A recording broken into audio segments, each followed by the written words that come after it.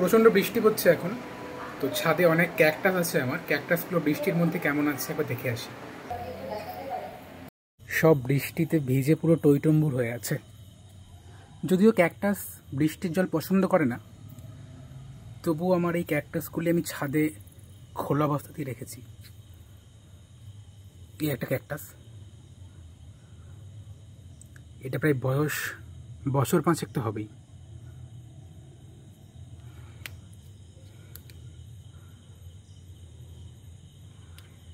এই কালেকশনগুলো প্রায় আমি 2021 সাল থেকে করছি।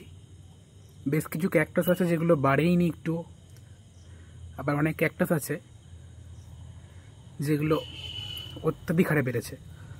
যেমন এই ক্যাকটাসটা, এটার নাম সম্ভবত ওল্ড ম্যান ক্যাকটাস। এটার বয়স প্রায় 4.5 বছর, কিন্তু এটা কেনা থেকে হয়তো 3 থেকে 4 ইঞ্চি বেশি বেড়েছে।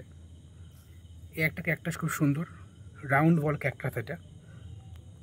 এই যে এটা বানি ইয়ার ক্যাকটাস। এটা যখন কিনে নিয়ে এসেছিলাম এরকম ছোট্ট 3টে পাপড়ি ছিল।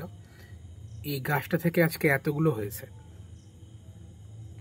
এবং সেখান থেকে আমি এই ছোট্ট ছোট্ট আরও অন্যান্য গাছ তৈরি করার চেষ্টা করেছি। এই যে এই ক্যাকটাসটা, এটা আমার ক্যাকটাস বাগানের সব থেকে বড় ক্যাকটাস। এটার বয়স প্রায় 7.5 বছর, এবং এটির গা থেকে এরকম ছোট ছোট পাপস বেরোয়, বেবি ক্যাকটাস।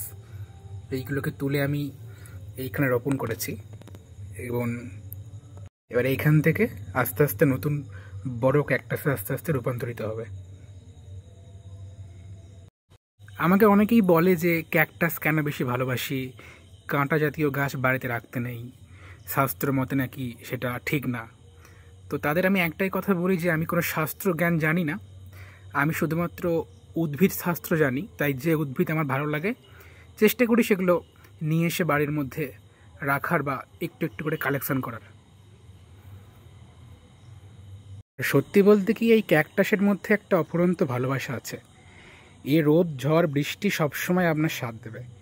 গোলাপ ফুল আমার ভীষণ প্রিয়, কিন্তু গোলাপের পাপড়ি নিঃশ্বাসের উত্তাপে ঝরে পড়ে। আমি দেখেছি বহুবার, যে সমস্ত গোলাপ আছে আমার কাছে, একটু কাছে গিয়ে যদি নিঃশ্বাস নেওয়া হয় না, নিঃশ্বাসের উত্তাপটুকু যদি পাপড়ির মধ্যে লাগে, ফুলের পাপড়ি ঝরে পড়ে। কিন্তু এই ক্যাকটাস আজীবন আপনার সাথ দেবে।